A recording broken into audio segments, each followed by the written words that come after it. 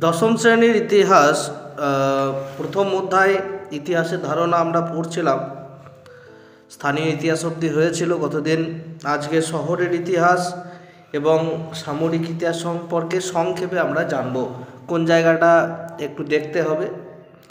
দেখো, শহরের ইতিহাস আমি সংক্ষেপে বলছি, একটু বুঝিয়ে দিচ্ছি যে একটি শহরের ইতিহাস নিয়ে চর্চার অর্থ হচ্ছে কি, ওই শহরের পত্তন হচ্ছে সেই শহরটা কিভাবে গড়ে উঠেছিল এবং নগরায়নের বিবর্তন, সেই নগরটা কিভাবে ধীরে ধীরে বিবর্তিত হয়, কিভাবে গড়ে ওঠে নগরটা। আধুনিকতার ছোঁয়া কিভাবে লেগেছে সে শহরের মধ্যে। বিভিন্ন সময় ওই শহরের জনগোষ্ঠীর আর্থসামাজিক অবস্থা কেমন ছিল, ওই শহরের শিল্প এবং সংস্কৃতি, রাজনীতির চর্চা কেমন হতো বা কেমন হয় সেই শহরে, সেখানকার স্থাপত্য ও ব্যবসা বাণিজ্য প্রভৃতির একটা বিস্তারিত আলোচনা আমরা কি শহরের ইতিহাস চর্চা করলে কিন্তু পাবো। তাহলে আমরা শহরের ইতিহাস চর্চা যখন আমরা করব, তখন আমরা তার ভেতরে কি কি পাবো? সেই শহরের আর্থসামাজিক অবস্থা, সেখানকার স্থাপত্য, সংস্কৃতি, রাজনীতি, এটা জানতে পারবো। কোনো শহরের পত্তন সম্পর্কে বা গড়ে ওঠার সম্পর্কে আমরা জানতে পারবো। আর কি জানতে পারবো? নগরের বিবর্তন কিভাবে হয়, আধুনিকতা কিভাবে আসে। এইটাই সম্পূর্ণ আমরা শহরের ইতিহাস সম্পর্কে জানতে পারবো। এইবারে আমাদেরকে মেনলি কিছু জিনিস জানতে হবে, যেটা 1970 এর দশক থেকে মূলত হার্ভার্ড বিশ্ববিদ্যালয়ের ইতিহাস গবেষক স্টিফেন থার্নস্ট্রমের নেতৃত্বে ইতিহাস চর্চার এই বিশেষ ধারণাটি বিকাশ লাভ করে। এটা তোমাদের এসএকিউ এমসিকিউর জন্য ইম্পর্টেন্ট, যে 1970 শতকে হার্ভার্ড বিশ্ববিদ্যালয়ের যে ইতিহাস গবেষক ছিলেন, ভদ্রলোকের নাম হচ্ছে স্টিফেন থার্নস্ট্রমের নেতৃত্বে ইতিহাস চর্চার এই বিশেষ ধারাটি বিকাশ লাভ করে। শহরের ইতিহাস চর্চা কার হাত ধরে? স্টিফেন থার্নস্ট্রমের নেতৃত্বে। এটা মাথায় রেখো। এইবারে আমরা যে কলকাতার ইতিহাস পড়ি, এইখানে কিছু ব্যক্তির নাম কিন্তু আসে। এই জায়গায় কিছু ব্যক্তির নাম আমরা পাই। যেমন দেখো, কলকাতার ইতিহাস নিয়ে বিভিন্ন সময় বিভিন্ন ব্যক্তি চর্চা করেছেন। সেই ধারায় কারা পড়ছেন? তাদের নাম হচ্ছে পূর্ণেন্দ্র পত্রী, নিখিল সরকার, যেটাকে আমরা শ্রীপান্থ বলি, আর সৌমেন্দ্রনাথ মুখোপাধ্যায়, রাধারমন মিত্র, রাধাপ্রসাদ গুপ্তের মতো বাঙালি ইতিহাস গবেষক যেমন আছেন, তেমনি পিটি নায়ারের মতো অবাঙালিও গবেষকও কিন্তু রয়েছেন। তাহলে শহরের ইতিহাস চর্চার উল্লেখযোগ্য গ্রন্থগুলো আমরা কি কি পাই? যে গ্রন্থগুলো পড়লে আমরা শহরের ইতিহাস সম্পর্কে জানব, যেমন হচ্ছে সংস্কৃতির শহর, তারপরে কলিকাতা দর্পণ, ডক্টর সৌমিত্র শ্রীমানির সম্পাদিত কলকাতা, এছাড়া লক্ষ্মী সুব্রমণিয়ামের পোর্ট টাউন সিটিজ, বিজয় কুমার বন্দ্যোপাধ্যায় রচিত শহর বহরমপুর, মধ্যযুগের নগর, ঢাকা স্মৃতি বিস্মৃতির নগরী, এই রকম করে বিভিন্ন গ্রন্থ রয়েছে, যেখান থেকে আমরা শহরের ইতিহাস সম্পর্কে কী করতে পারি? জানতে পারি। আবার শহরের ইতিহাস সম্পর্কে আমাদের জানতে হবেও। কেন? কেননা সেই শহরটা কিভাবে তৈরি হলো, সেখানে আধুনিকতার ছোঁয়া এলো কী করে, সেখানকার স্থাপত্য, সেখানকার আরও আধুনিকতা, সংস্কৃতি, সেখানকার রাজনীতি চর্চা কী রকম রয়েছে, সেগুলো আমরা সব ইতিহাস বই থেকে পাবো। এরপরে সামরিক ইতিহাসটা দেখি। সমাজ জীবনে যুদ্ধের প্রভাব কিন্তু অনস্বীকার্য। তোমরা শুরুটাও এরকমভাবে লিখবে, যখন সামরিক ইতিহাস তোমাদের পরীক্ষায় পড়বে 4 মার্কসে যখন তোমাদের পরীক্ষায় পড়বে, তোমরা কিন্তু স্টার্টিংটা প্রথমে সামরিক ইতিহাসটা কি, তারপরে এর সম্পর্কে কে কী বলছেন যদি কেউ থাকে, তারপরে তাদের লিখিত যে বইগুলো আমাদের পড়তে হবে, সে বইগুলো সম্পর্কে নামগুলো দেবে শেষে।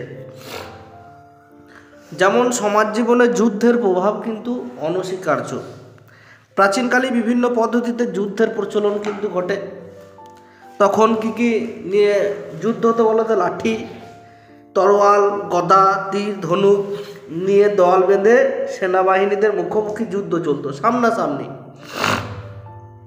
গড়ে উঠেছিল পদাতিক বাহিনী, যারা পায়ে হেঁটে যাবে পদাতিক বাহিনী, যারা হাতিতে চাপবে তারা হস্তি বাহিনী, অশ্ববাহিনী ঘোড়ায় চাপা অশ্ববাহিনী, রথ বাহিনী রথে যাবে, উষ্ট্র বাহিনী উটে, গোলন্দাজ বাহিনী, এরকম অনেক বাহিনী কিন্তু তৈরি হয়।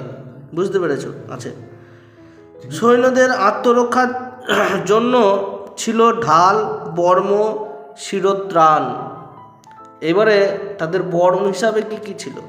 ঢাল ছিল, বর্ম ছিল বড়, আবার তোমাদের সেই বড় বড় ফালওয়ালা যে ইয়েগুলো ছিল, বর্ষা যেটাকে আমরা বলি সেটা, তারপরে সেই লোহার মতো একটা গোটা শরীরে পড়ে নিত যেন তরবারির আঘাত না লাগে, এরকম। আবার মধ্যযুগে যখন ইউরোপের যুদ্ধ চলে তখন বন্দুক কামানের ব্যবহার শুরু হয়ে যায় মধ্যযুগ থেকে। বুঝতে পেরেছ?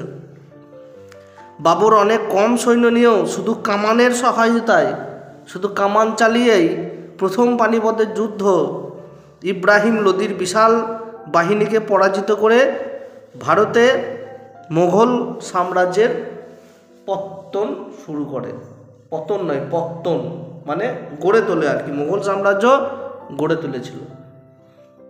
বুঝতে পারছো? শুধু কামানের সাহায্যে। ব্রিটিশরা 1795 খ্রিস্টাব্দে ভারতের 3টি প্রেসিডেন্সির জন্য, কলকাতা প্রেসিডেন্সি, মুম্বাই প্রেসিডেন্সি মানে বোম্বাই প্রেসিডেন্সি আর মাদ্রাস প্রেসিডেন্সি, 3টে, এই প্রেসিডেন্সির জন্য পৃথক সেনাবাহিনী গড়ে তুলেছিল ব্রিটিশরা। মহাবিদ্রোহ কবে হয়েছিল? 1857 সালে খ্রিস্টাব্দের পর এই 3টি বাহিনীকে একত্রিত করে, 3টে প্রেসিডেন্সিতে 3টে বাহিনী ছিল, সেইগুলো থেকে একসঙ্গে নিয়ে এসে ব্রিটিশ ইন্ডিয়ান আর্মি তৈরি করে।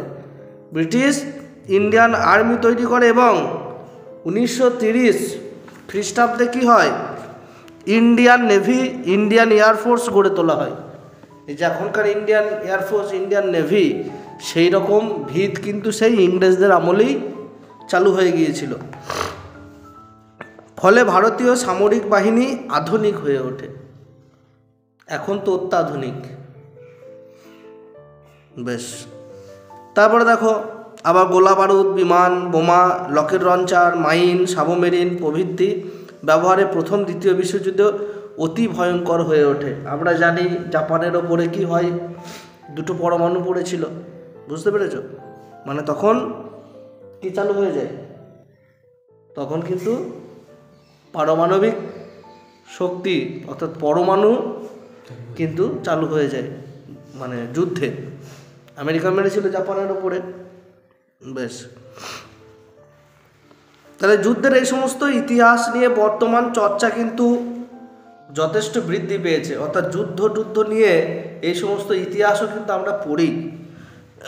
এখন গবেষকগণ তাদের চর্চা শুধুমাত্র যুদ্ধের কারণ ফলাফলের মধ্যে সীমাবদ্ধ রাখেননি, যে কি কারণে এই যুদ্ধ হয়েছিল। আমরা জানি যে পানিপথের যুদ্ধের কারণ, পানিপথের যুদ্ধের ফলাফল, এইগুলো পড়েছি। বক্সারের যুদ্ধের ফলাফল খুব গুরুত্বপূর্ণ, মহাবিদ্রের ফলাফল। এই ফলাফল বা কারণে শুধু নয়, তাহলে আর কি করব? যুদ্ধের খুঁটিনাটি, তাদের সমর সজ্জা কেমন ছিল, যুদ্ধের সময় তারা সজ্জা কেমন ছিল, কেমন বাহিনী ছিল, পদাতিক বাহিনী, উষ্ট্র বাহিনী, অশ্ববাহিনী, কি বাহিনী না হস্তি বাহিনী, হাতিতে এসেছিল, কজন হাতিতে ছিল, কজন ঘোড়ায় ছিল, কজন পায়ে হেঁটে ছিল, এগুলো সব কিন্তু এখন ডিটেলসে সামরিক ইতিহাসে পড়ার বিষয় রয়েছে।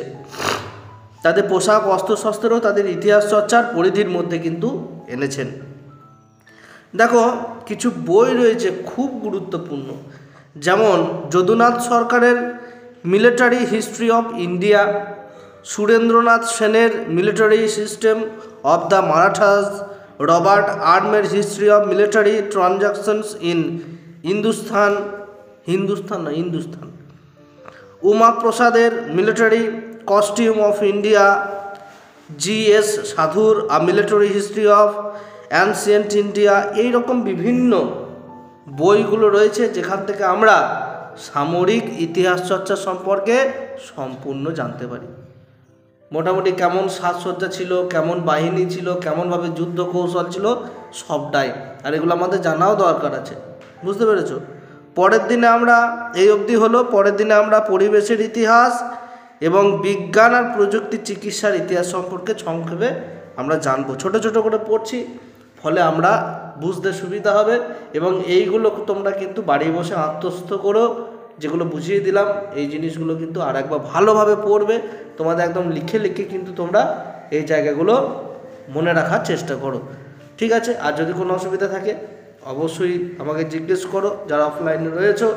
আর যারা অনলাইনে ইউটিউবে ভিডিওটা দেখছো তারা কমেন্ট বক্সে কমেন্ট করতে ভুলবে না। চ্যানেল নতুন হলে চ্যানেলটিকে সাবস্ক্রাইব করবে অবশ্যই। ভিডিওটি দেখার জন্য তোমাদের অসংখ্য ধন্যবাদ। জয় হিন্দ, বন্দে মাতরম।